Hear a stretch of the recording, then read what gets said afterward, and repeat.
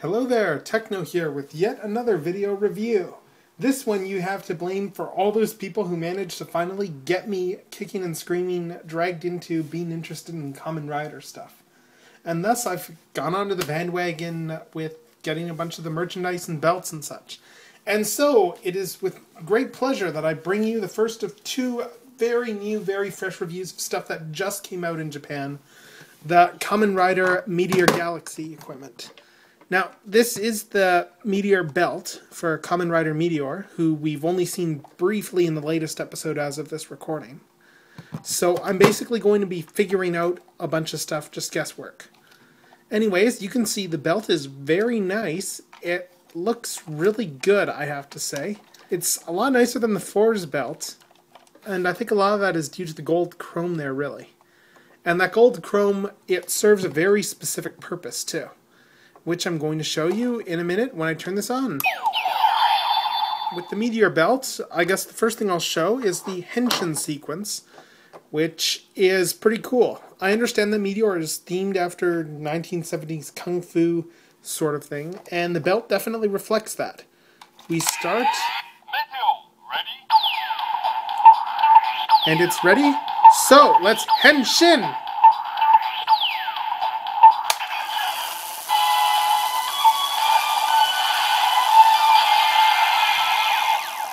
Now, one of the great features about this belt that isn't immediately clear, however, is the fact that because it's a disco ball style, with all kinds of cool lights like so, Henshin! This means that, well, it's going to look even cooler if you go and actually turn the lights off. Now, before I go any further, let's take a quick look at the Kamen Rider Meteor switch.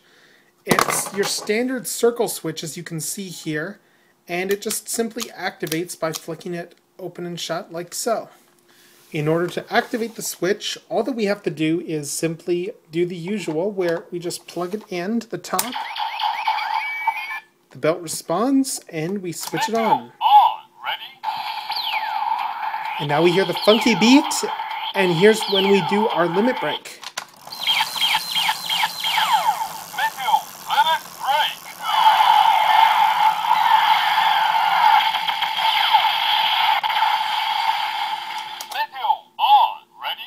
This is actually one of the areas where the belt is kind of lackluster in my opinion.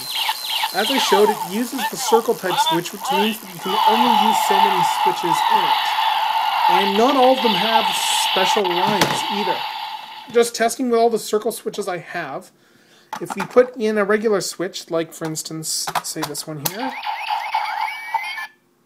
we just get...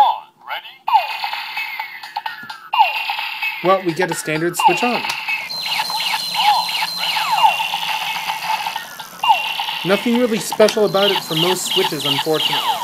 There are a few that do get special, however, and this is where it is a bit different. Namely, I can take the elect switch and put that one in. And this one gives a very different sequence.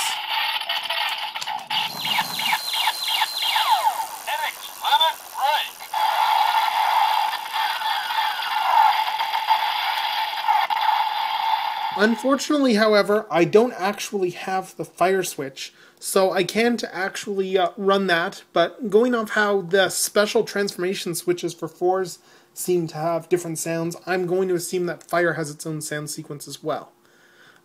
In conclusion, I do have to say, although this belt only supports the circle switches, and even then only has specific sounds for a few, it's still pretty cool. They kind of went and sacrificed the cool play factor of the main Fourze driver and instead put in some functionality that looks really, really awesome with some kick-ass music, I have to say. This is pretty hard to get your hands on right now, I understand. The pre-orders went like that, and even then I know people who've gotten their HLJ pre-orders canceled on them. But I have to say, if you can get your hands on this, do. I don't know if this is going to go any cheaper or not. Overall, the Meteor Galaxy belt is pretty cool, I have to say, although it does have some limited playability. This is General Tekno, signing off.